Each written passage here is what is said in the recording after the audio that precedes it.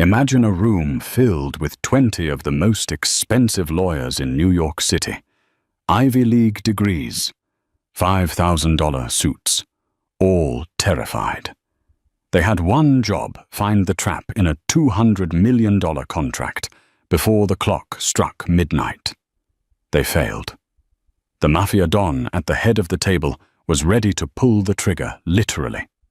But then a waitress earning minimum wage, a girl nobody even looked at, poured a cup of coffee, leaned over the billion-dollar document, and whispered 8 words that changed everything. This isn't just a story about money.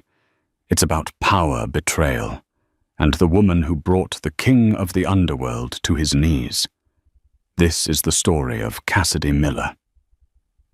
The air in the private dining room of the Gilded Sturgeon tasted like stale cigar smoke and fear. It was the kind of fear that smelled distinct acrid, like burning rubber. Alessandro De Luca sat at the head of the mahogany table. He wasn't yelling. Alessandro never yelled. Yelling was for street thugs and men who didn't own the police commissioner. Alessandro, at 34, wore his silence like a weapon. He simply tapped his index finger against the crystal rim of his Scotch glass. Clink, clink, clink. To his right sat Giovanni, his consigliere, an old man who had served Alessandro's father. To his left and down the length of the table sat 20 men. They were the best. Analysts from firms that rivaled Goldman Sachs, forensic accountants, headhunted from the FBI, and corporate attorneys whose hourly rates could feed a family of 4 for a year. They were all sweating. "Talk to me, Preston," Alessandro said softly. His voice was a low baritone, smooth, but vibrating with lethal intent. Preston, the lead attorney, adjusted his glasses with a trembling hand. "Mr. De Luca, we've reviewed the acquisition papers for the Newark shipping terminals 3 times. Harrison Vane's team has covered their tracks perfectly. The valuation holds up. The union contracts are clean. If you don't sign by midnight, the deal expires, and Vane sells the logistics route to the Russians." "I don't care about the Russians," Alessandro said, his eyes dark, scanning the paperwork scattered across the table. "I care about the gut feeling, telling me that Harrison Vane doesn't give away a strategic port entry for $200 million, unless it's a bomb wrapped in a bow." "It's a standard acquisition, sir," another executive, a man named Sterling, piped up. "The environmental reports are clear. The EPA has signed off. We secure the port we control, 40% of the Atlantic cargo coming into the tri-state area. It's clean." Alessandro stood up. The room went dead silent. He walked to the window, looking out over the rain-slicked streets of Manhattan. Below him, the city moved like a living organism, unaware that a war was being fought in this room. "Harrison Vane killed my uncle over a gambling debt in '98, Alessandro said to the window. "He is a snake, and you 20 men with your Harvard degrees and your Hampton summer homes, you're telling me he's playing fair." "The numbers don't lie, Al," Sterling insisted, growing desperate. "We've run the simulations. If we don't buy, we lose the distribution network. We lose the leverage on the construction unions. We have to sign." Alessandro turned around. He looked tired, not sleepy, but weary of incompetence. The De Luca family had spent 50 years legitimizing their business. This deal was supposed to be the final step, owning the logistics chain, so completely that no RICO case could ever touch them.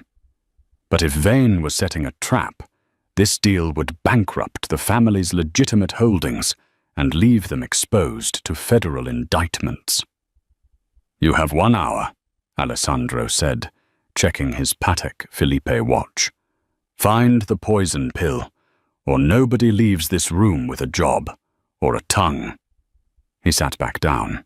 The executives scrambled, shuffling papers, typing furiously into laptops.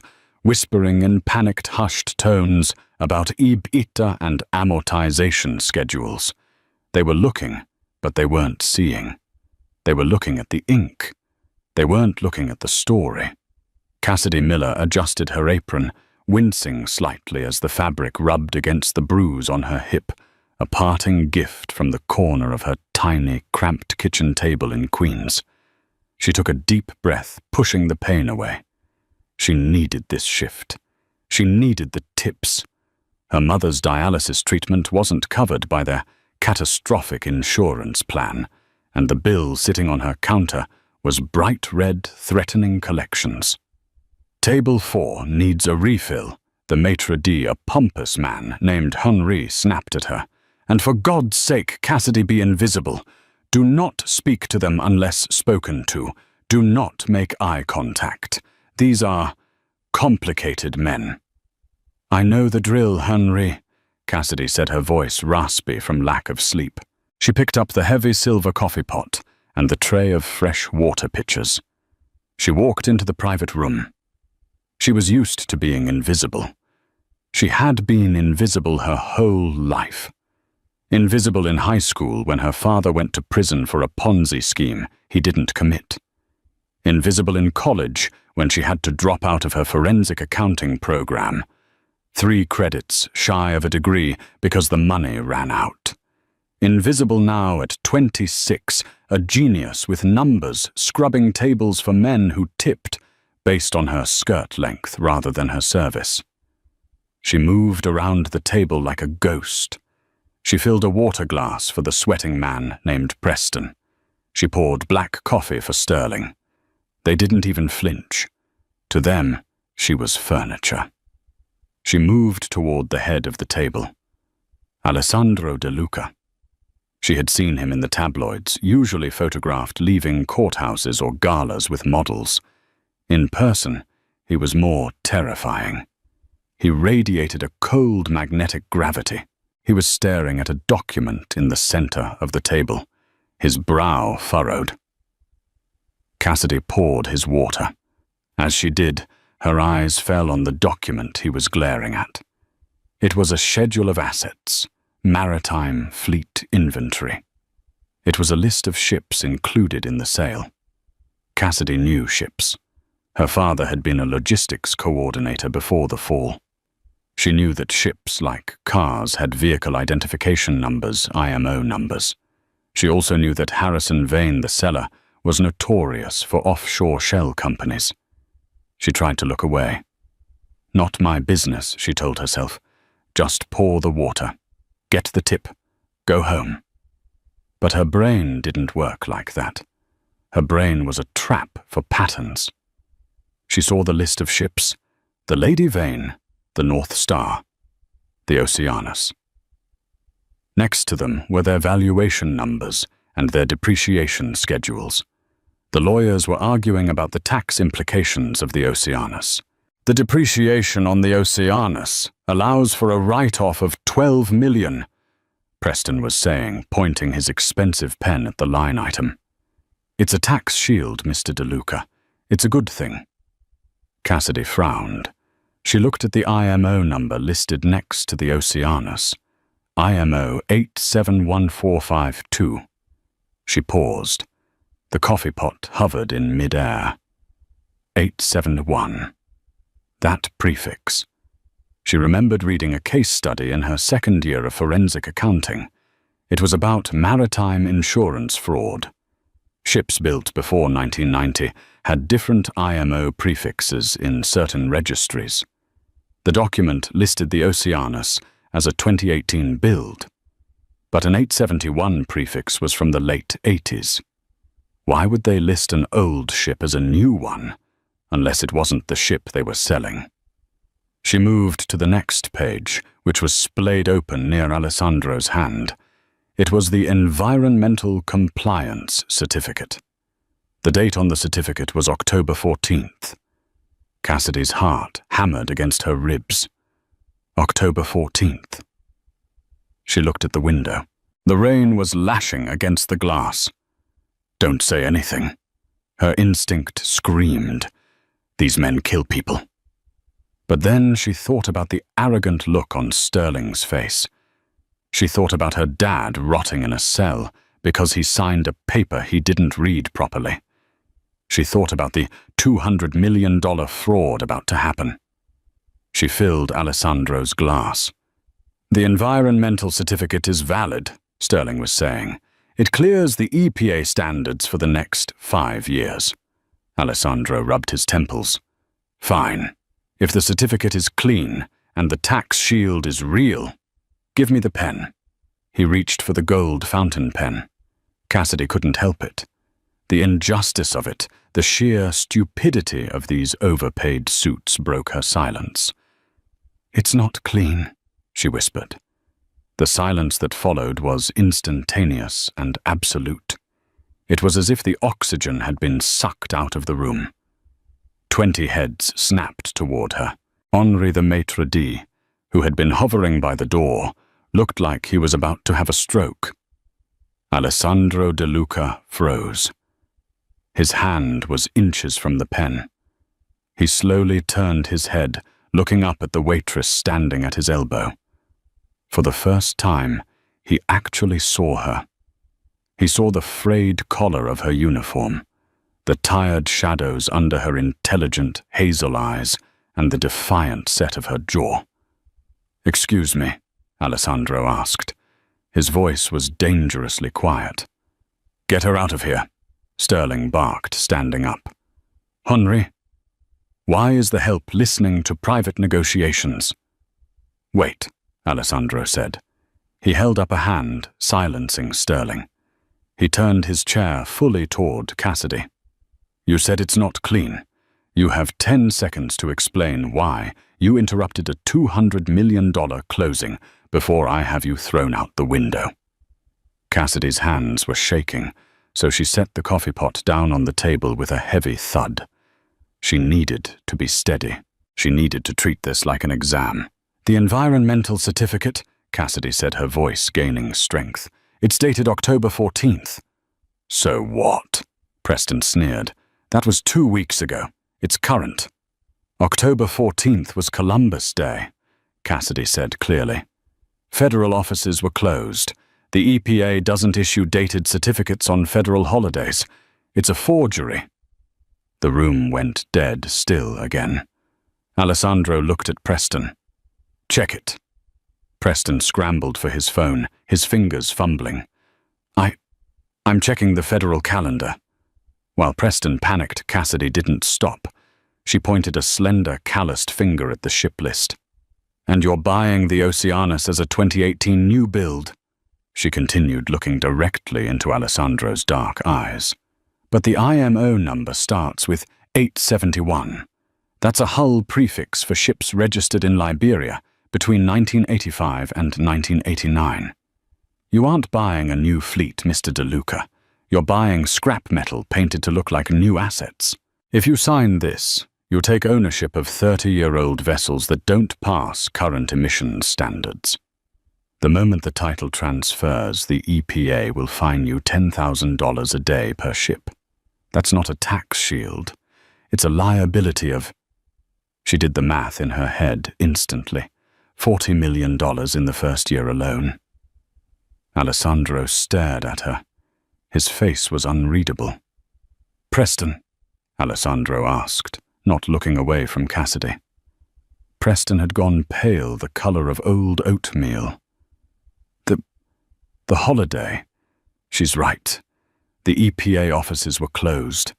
And the IMO registry. I'm pulling it up now. God." Preston looked up, terrified. The Oceanus was scrapped in a yard in Bangladesh in 2021. It's a ghost ship. It doesn't exist.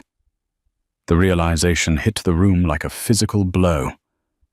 "They aren't selling us a business," Giovanni whispered, his face ashen. "They're selling us a graveyard. And since it's a stock purchase, not an asset purchase, we would be liable for the fraud the moment we sign." "Federal fraud charges," Sterling muttered, sinking into his chair. "RICO predicates." Alessandro sat back. The tension in his shoulders evaporated, replaced by a cold, calculating fury. He looked at the contract, then at the pen. He picked up the pen and snapped it in half with one hand. Ink bled onto the white tablecloth, staining it black. $200 million, Alessandro said. And prison. He looked at his team of 20 executives. 20 of you. $5 million a year in retainers. And the girl who pours the coffee just saved my life. He stood up. He towered over Cassidy, but he didn't look threatening anymore. He looked intrigued. "What is your name?" "Cassidy," she said. "Cassidy Miller." "Well, Cassidy Miller," Alessandro said, reaching into his suit jacket. He pulled out a sleek black business card and a thick money clip. He peeled off a stack of hundreds easily, $2,000, and placed it on her tray. "Take the rest of the night off." I can't," Cassidy stammered. "Henry will fire me." Alessandro looked at Henry, who was trembling by the door. "Henry, if you fire her, I will buy this building and turn it into a parking lot. Do we understand each other?" "Yes, Mr. DeLuca." "Perfectly." Alessandro turned back to Cassidy. The air between them crackled. It wasn't romance, not yet. It was recognition. Game, recognizing game. "Go home, Cassidy," he said softly. "But keep your phone on. I'm going to have a job for you in the morning. A real one." He turned to his men. "Get 'em out, all of you. You're fired. Sterling, leave your laptop. Giovanni, call the car. We're going to pay a visit to Harrison Vane." Cassidy grabbed her tray and backed out of the room, her heart pounding in her ears. She had just saved the most dangerous man in New York a fortune.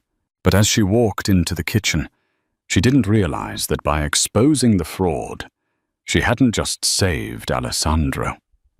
She had put a target on her own back.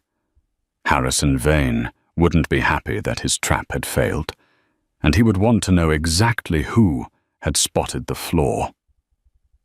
The next morning, Cassidy didn't wake up to an alarm.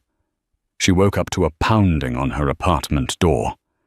She lived in a fourth-floor walk-up in Astoria, a place with peeling paint and radiators that clanged like dying pipes.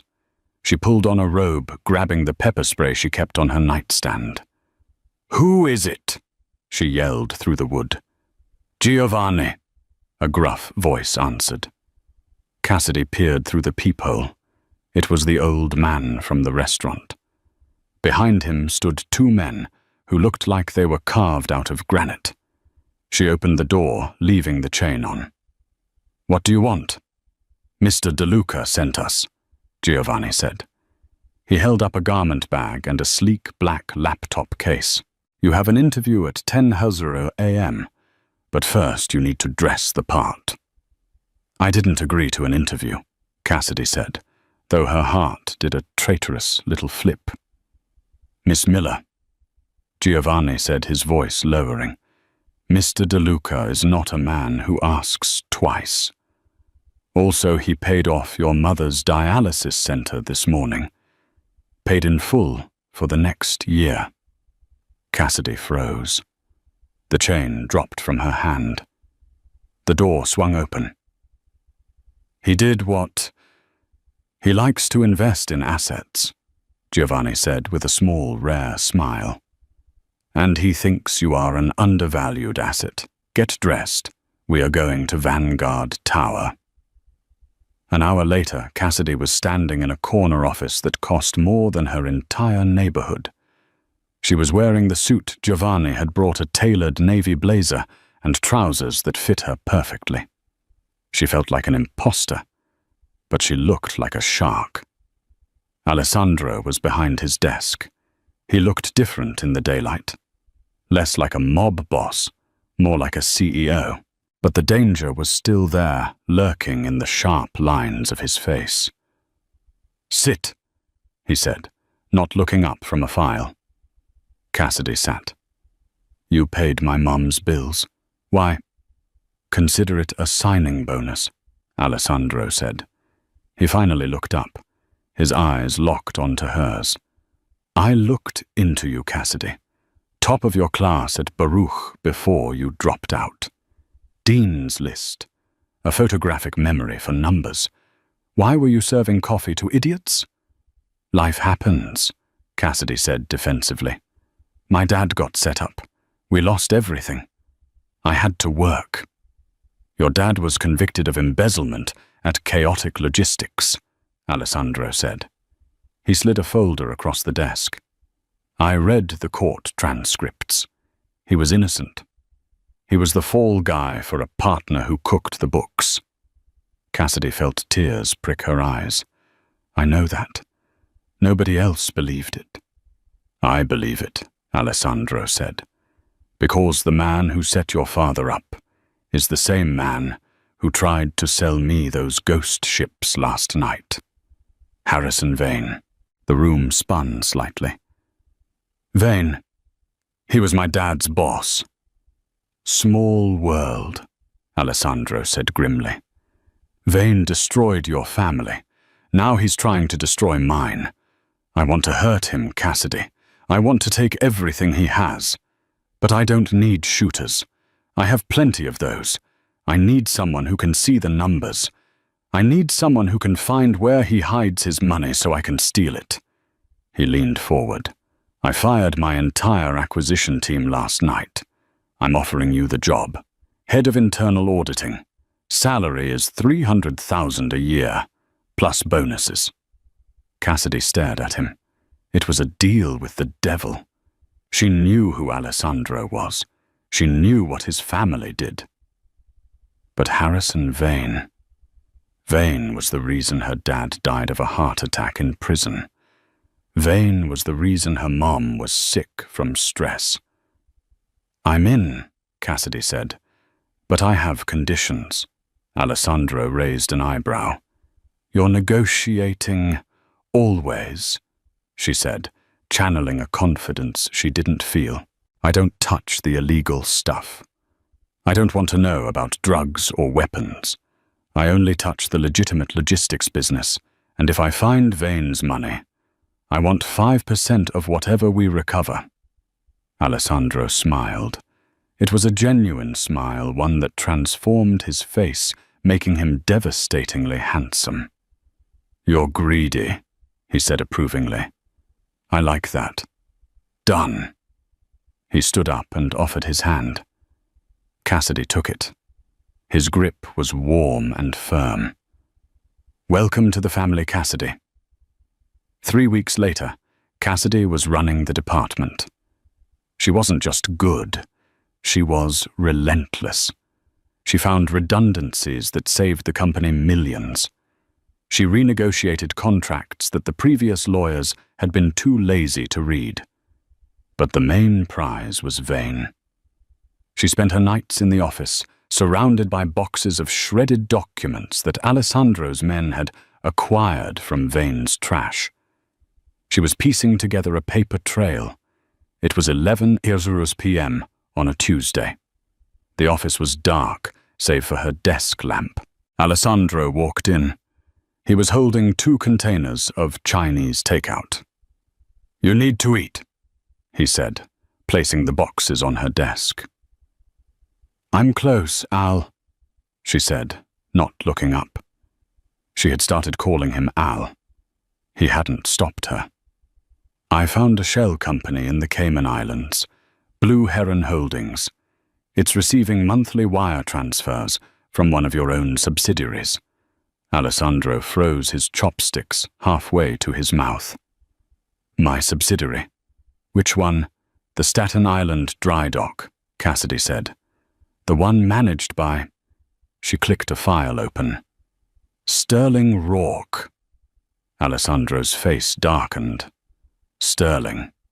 I didn't fire him. I kept him on as a consultant because he knew the union reps. You're telling me he's paying Vane? He's skimming, Cassidy said. He's overcharging for repairs that never happen and sending the difference to Blue Heron. And guess who is the signatory for Blue Heron? She turned the screen around. Alessandro leaned in his face, inches from hers. She could smell his cologne sandalwood and expensive tobacco. Her breath hitched. Harrison Vane, Alessandro read. Sterling has been working for him the whole time. He was the one pushing me to sign the bad deal at the restaurant. Exactly, Cassidy said. He wanted you to sign so Vane could bankrupt you and Sterling would probably get a cut of the insurance payout. Alessandro straightened up. The warmth was gone from his eyes, replaced by the icy, killer instinct she had seen that first night. Get your coat, he said. Where are we going? We are going to have a performance review with Sterling. Al, Cassidy said, standing up and grabbing his arm. Don't kill him. Alessandro looked at her hand on his arm. He didn't pull away. He stole from me. He betrayed me to my enemy. If you kill him, the money trail disappears, Cassidy argued. He knows where Vane keeps the rest of it. Use him. Scare him. Make him a double agent. But don't kill him. We need him to testify or to give us the access codes. Alessandro looked at her for a long moment. The rage in his eyes battled with the logic she was offering. You're dangerous, he murmured. You think like a gangster. I think like an accountant, she corrected. Dead men don't pay restitution. Alessandro sighed. Fine. We do it your way. But you stay in the car. No, Cassidy said. I found the trail. I want to see him squirm. The rain had turned into a torrential downpour by the time Giovanni's black SUV skidded onto the gravel of the Staten Island dry docks. The industrial floodlights hummed, casting long skeletal shadows across the rusted hulls of ships under repair. Sterling Rourke was inside a prefabricated office trailer overlooking the water. He was shredding documents. When the door kicked open, Sterling jumped so hard he knocked his expensive scotch onto the floor. Alessandro stepped in, soaking wet, his coat billowing like a cape. Cassidy followed her laptop bag clutched tight against her chest, her heart hammering against her ribs. Alessandro, Sterling stammered, backing up against the shredder. I was just doing some late-night filing.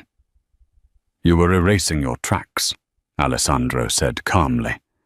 He walked over to the desk, picked up a wet piece of paper from the floor, and inspected it. But you're sloppy Sterling. You always were. I don't know what you're talking about. Cassidy, Alessandro said, stepping aside. Cassidy stepped forward. She placed her laptop on Sterling's desk and flipped it open. The screen glowed with a complex web of wire transfers. I traced the routing numbers, Sterling, she said, her voice steady, despite the adrenaline coursing through her. You set up a mirrored server to falsify the repair invoices. You charged the company $4.5 million for engine overhauls on ships that were sitting in scrapyards. Then you routed the money through a shell company in the Caymans, Blue Heron Holdings. Sterling's face went white. That's circumstantial.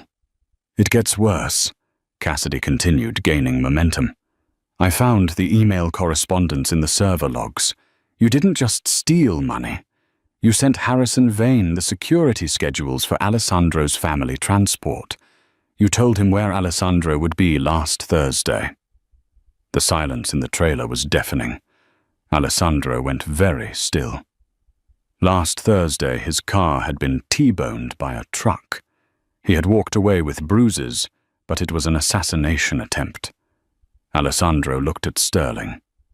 You sold my life for money. I had no choice, Sterling screamed, cracking under the pressure.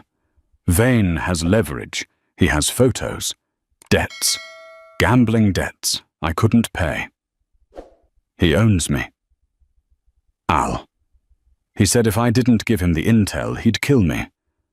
"So you decided to let him kill me instead," Alessandro said. He pulled a gun from his holster. It was a matte black Beretta. Sterling fell to his knees, sobbing. "Please, I can help you. I know his next move." "Don't shoot him," Cassidy said sharply. Alessandro paused, his finger on the trigger. He looked at Cassidy. "Give me one reason." "Because he's the bait," Cassidy said. Her mind was racing faster than it ever had in a spreadsheet. "Vane thinks Sterling is still loyal. If you kill him, Vane knows the jig is up, and he goes underground.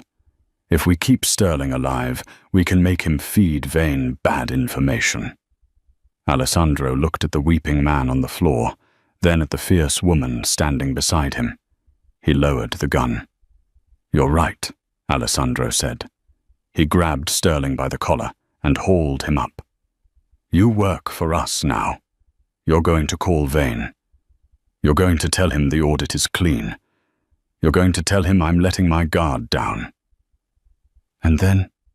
Sterling whimpered. "And then?" Cassidy said, stepping closer, her eyes hard. "You're going to tell us where his master ledger is. Because a man like Vane doesn't trust banks. He keeps a physical record. Where is it?" Sterling hesitated. Alessandro pressed the barrel of the gun into Sterling's cheek. "The penthouse." Sterling gasped. "The safe in his penthouse at the Obsidian Tower. It's biometric. But the servers are in the basement. If you can get into the local network, you can drain his accounts before he even knows you're there." Alessandro shoved Sterling into a chair. "Giovanni, watch him. If he moves, shoot him." Alessandro grabbed Cassidy's hand. "Let's go." "Where?" "To the Obsidian Tower. We're going to rob a thief." The drive back to Manhattan was electric. Alessandro drove this time, his hand occasionally brushing Cassidy's as he shifted gears. The tension between them had shifted from professional respect to something hotter, more dangerous. "You were incredible back there," Alessandro said, his eyes on the road. "Most people freeze when they see a gun. You started negotiating. I grew up in Queens, dodging eviction notices," Cassidy said with a tired smile. "Survival is just about calculating the odds. And what are our odds tonight? If Sterling isn't lying 50-50. I like those odds." Alessandro grinned. They arrived at the Obsidian Tower, Vane's headquarters. It was a fortress of black glass. Alessandro parked the car 2 blocks away. He reached into the glove box and pulled out a tablet and a small device that looked like a USB drive. "This is a localized hacking tool," Alessandro explained. "My tech guys built it. If you can plug this into the server port in the basement, it will give you remote access to Vane's accounts. I'll go to the penthouse and distract Vane." "Distract him?" Cassidy frowned. "He wants to kill you." "Exactly. He'll be too focused on gloating to notice his bank accounts hitting 0. "Al, that's suicide," Cassidy said, grabbing his arm. Alessandro turned to her. In the dim light of the dashboard, his expression softened. He reached out and tucked a strand of hair behind her ear. His fingers lingered on her jawline. "I trust you, Cassidy," he whispered. "You saved me once with a sentence. Now save me with your skills. Get to the basement.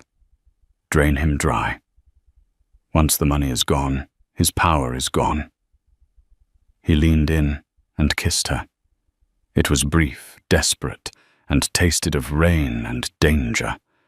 When he pulled away, Cassidy felt dizzy. "Go," he said. Cassidy grabbed the device and ran towards the service entrance. The basement was a maze of pipes and humming machinery. Cassidy found the server room door locked, of course. She used the keycard Alessandro had taken from Sterling's wallet. The light turned green. She slipped inside. Rows of blue lights blinked in the darkness. It was cold. She found the main terminal and plugged in the USB device. Her fingers flew across the keyboard.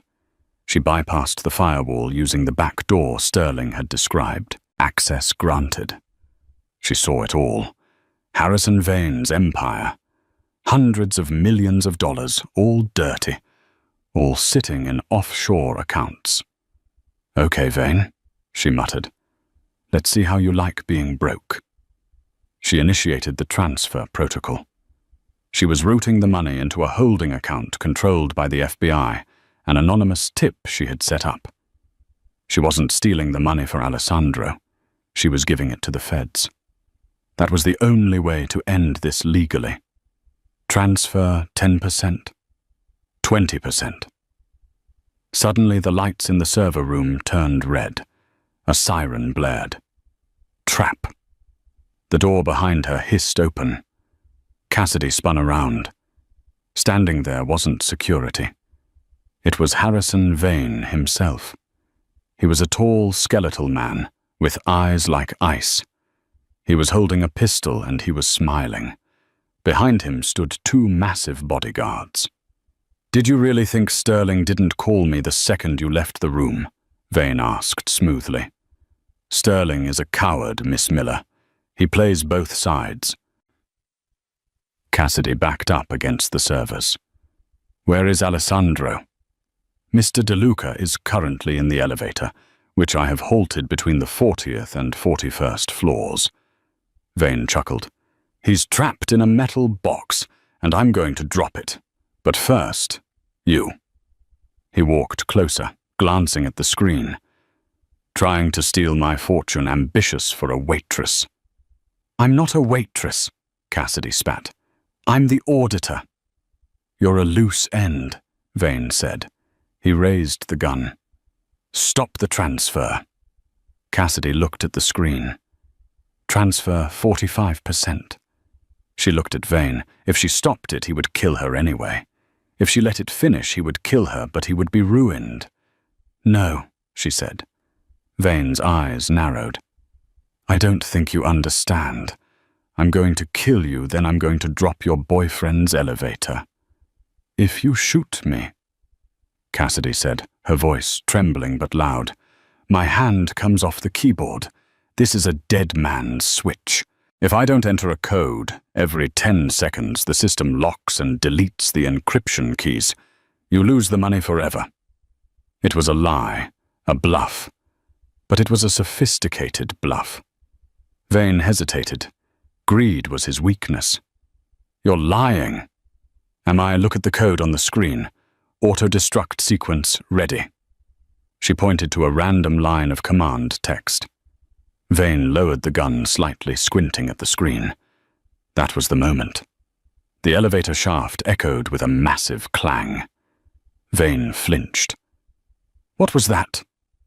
Suddenly the ventilation grate in the ceiling of the server room kicked out. A dark shape dropped from the ceiling, landing in a crouch between Vane and Cassidy. It was Alessandro. He was covered in grease, his suit torn, bleeding from a cut on his forehead. He had climbed out of the elevator hatch and slid down the cables. "Al!" Cassidy screamed. Alessandro didn't speak. He moved. He tackled Vane before the older man could raise his gun. The two bodyguards lunged, but Alessandro was a whirlwind of rage. He broke the first guard's nose with an elbow and swept the second one's legs out from under him. The gun skittered across the floor. It slid to Cassidy's feet. Vane scrambled for a backup weapon in his ankle holster. Alessandro was grappling with the guards. Cassidy picked up the gun. Her hands shook. She had never held a weapon before. It was heavy. Vane pulled a knife and lunged at Alessandro's exposed back. "IL!" Cassidy screamed. She aimed. She didn't close her eyes. She calculated the trajectory. Bang! The bullet didn't hit Vane. It hit the fire suppression pipe directly above his head.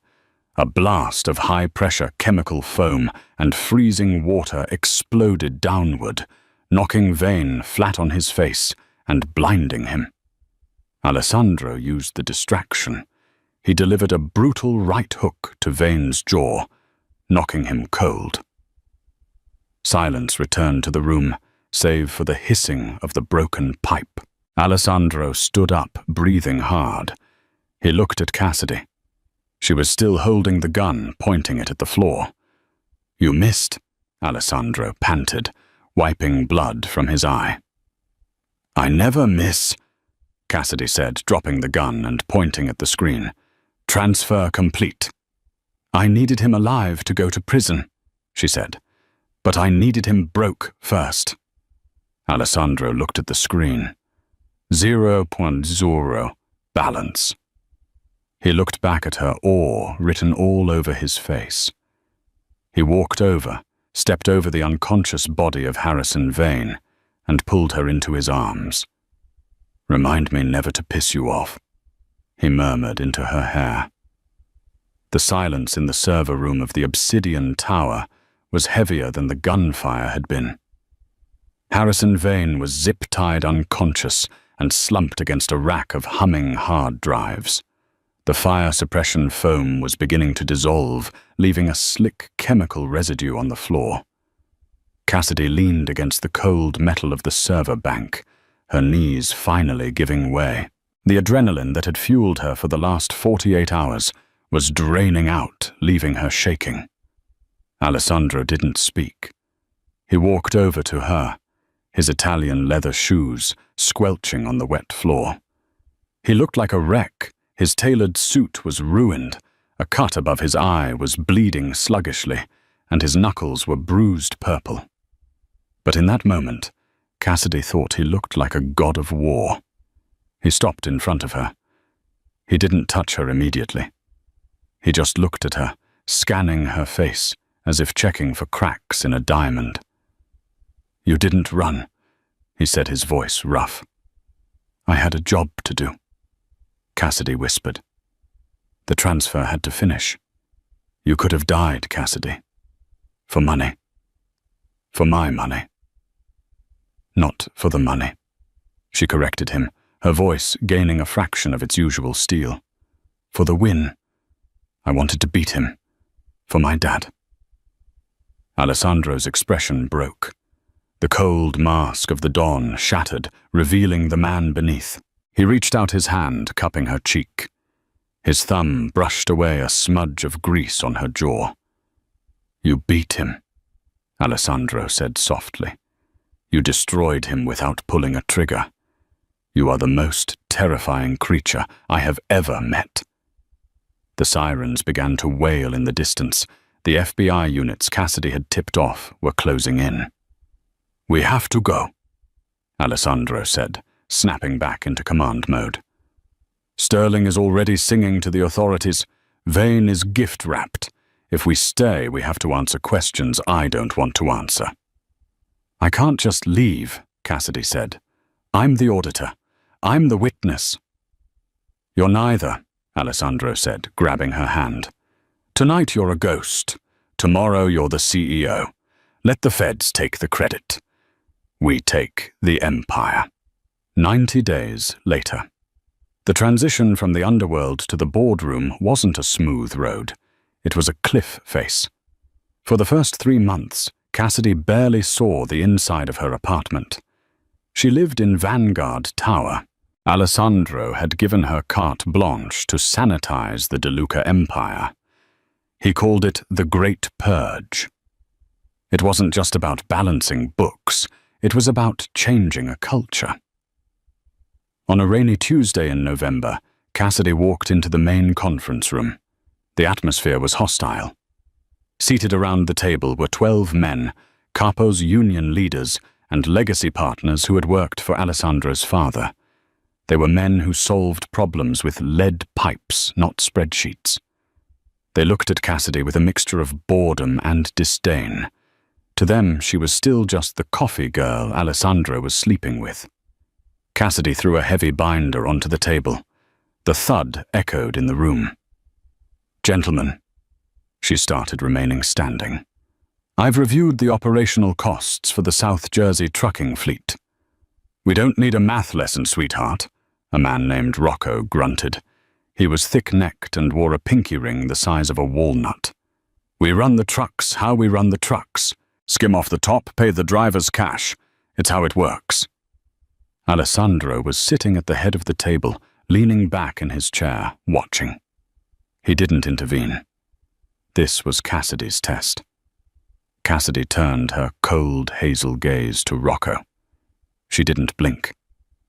"Rocco, you're skimming 12% off the fuel budget," she said. "You think you're clever because you're burying it in the maintenance ledger under tire replacement. But I checked the mileage. Unless your trucks are driving on sandpaper, you're spending 3 times the industry average on tires." Rocco turned red. "Now listen here." "No, you listen." Cassidy interrupted, her voice dropping an octave. "Your 12% skim netted you $40,000 last month. But because you're cooking the books, we can't claim the fuel tax credits. You cost the family $200,000 in tax rebates to steal 40 grand for yourself." The room went deadly silent. "You aren't a gangster, Rocco," Cassidy said, leaning over the table. "You're a bad investment, and I'm liquidating you." She tossed a packet of papers toward him. "You're fired. Security will escort you out. If you try to contact any of the drivers, the IRS gets a copy of your personal tax returns, which I have also prepared. And, Rocco, they aren't pretty." Rocco looked at Alessandro, pleading for help.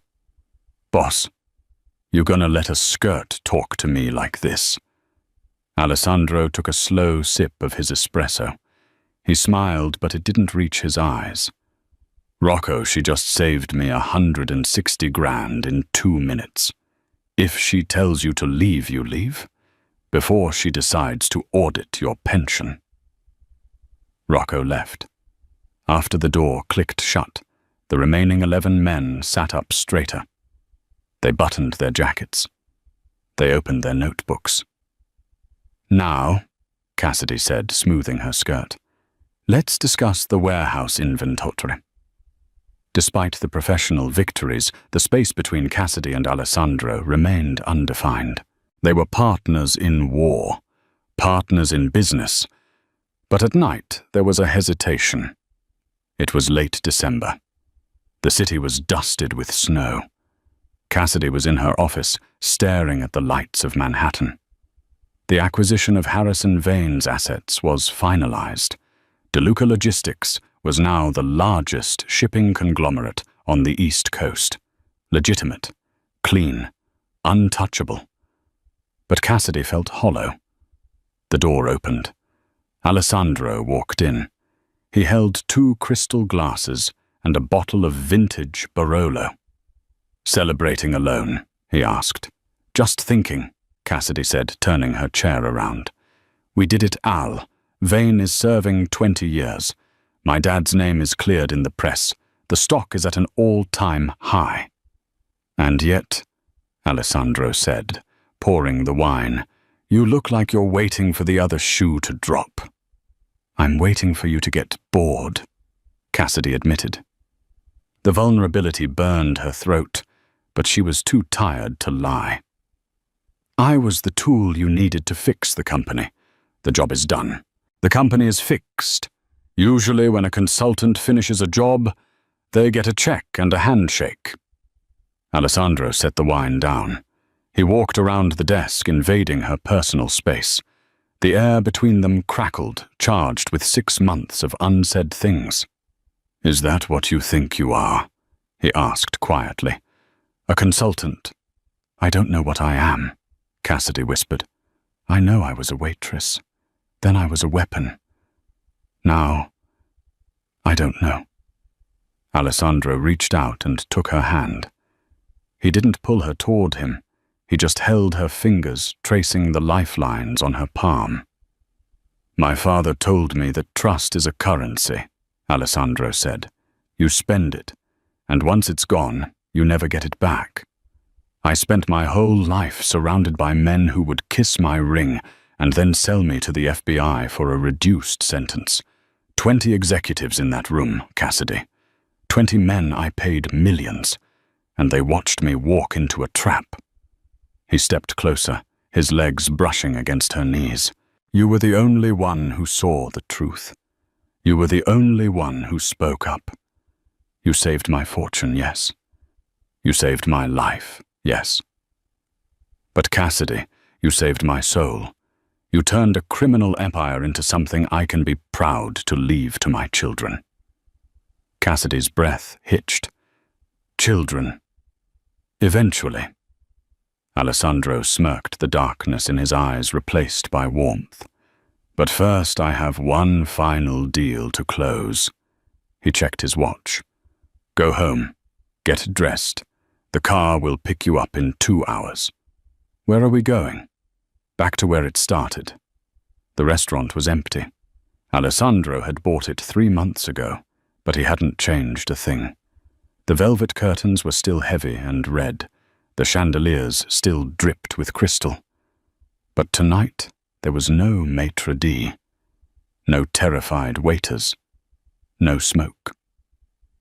There was just one table set in the center of the room. Candlelight flickered against the mahogany walls. Cassidy walked in, wearing a dress of liquid silver, a stark contrast to the stained uniform she had worn the night they met. She felt the ghosts of her old self in this room. She remembered the ache in her feet, the fear of spilling coffee, the invisibility. Alessandro stood by the table. He wore a tuxedo classic and sharp. He looked like the Prince of New York. He pulled out her chair. Ms. Miller. Mr. DeLuca. They sat. Dinner was served by the head chef himself, terrified to interrupt them. They ate in a comfortable intimacy, talking not about business, but about everything else. They talked about her mother, who was now healthy and living in a condo in Florida. They talked about Alessandro's childhood, growing up in the shadow of the mob. When the plates were cleared, Alessandro poured 2 glasses of champagne. I have a presentation, he said. Cassidy laughed. I'll please tell me you didn't bring a PowerPoint. Better. He reached under the table and pulled out a single leather-bound document. He slid it across the table. Cassidy opened it. It was a deed of ownership. It wasn't for a ship. It wasn't for a warehouse. It was for the Gilded Sturgeon. I transferred the title to your name this morning, Alessandro said. You own the building. You own the land. You own the restaurant. Cassidy stared at the paper. Why? Because this is where you felt small, Alessandro said intensely. I want you to own the places that made you feel small. I want you to walk in here and know that you are the queen of this kingdom. Tears pricked Cassidy's eyes. It was the most strangely romantic gesture she could have imagined. But there is a clause, Alessandro added. There's always a clause. She wiped a tear away, smiling. What is it? Turn to the last page. Cassidy flipped the thick paper. There was no legal jargon on the last page. There was just a small velvet box taped to the center of the document. Her heart hammered against her ribs so hard she thought it might bruise. With trembling fingers, she pulled the box free and opened it. The diamond was massive, an emerald cut flawless, set in platinum. It caught the candlelight and fractured it into 1,000 rainbows. It was cold fire. Alessandro stood up. He walked to her side of the table and dropped to one knee. The man who knelt for no one. The man who made mayors and police commissioners bow to him. He was on his knees on the hardwood floor. Cassidy, he said. His voice wasn't smooth now. It was raw. I have analyzed the risk. I have run the projections. Life without you is a deficit I cannot sustain. You are my greatest asset, my only partner, and the love of my life. He took the ring from the box. "I don't want a merger," he said. "I want a lifetime contract. No exit strategy, no escape clauses. Just you and me until the lights go out." He looked up at her, his dark eyes shining. "Cassidy Miller, will you marry me?" Cassidy looked at the man who had pulled her out of the shadows. She looked at the ring. She looked at the restaurant she now owned. She realized she hadn't just saved him $200 million. She had found the one thing in the world that couldn't be quantified. "Yes," she whispered. Then louder. "Yes, absolutely." Alessandro slid the ring onto her finger. It fit as if it had been made for her hand alone.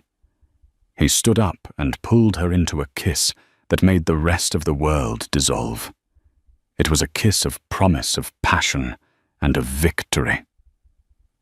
When they finally broke apart, breathless, Cassidy rested her forehead against his chest. She could hear his heart beating strong, steady, and hers. "You know," she murmured, looking up at him with a mischievous glint in her eyes. "Since I own the restaurant now, I'm going to have to institute some new policies." "Oh." Alessandro raised an eyebrow, his hands resting on her waist. "Like what?" "Policy number 1, Cassidy said, grinning. "The coffee is free for the boss, but the advice that's going to cost you."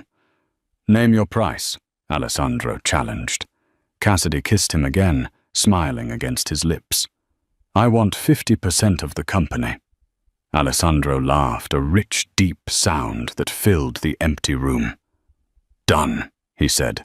"You already own 100% of the owner anyway." And that is how Cassidy Miller went from pouring coffee to running an empire. She proved that in a world of muscle and violence, the sharpest weapon is always the mind. Harrison Vane is currently serving 20 years in federal prison. And as for Alessandro and Cassidy, well, let's just say they're the ultimate power couple. If you loved this story of betrayal, intelligence, and high-stakes romance, smash that like button right now.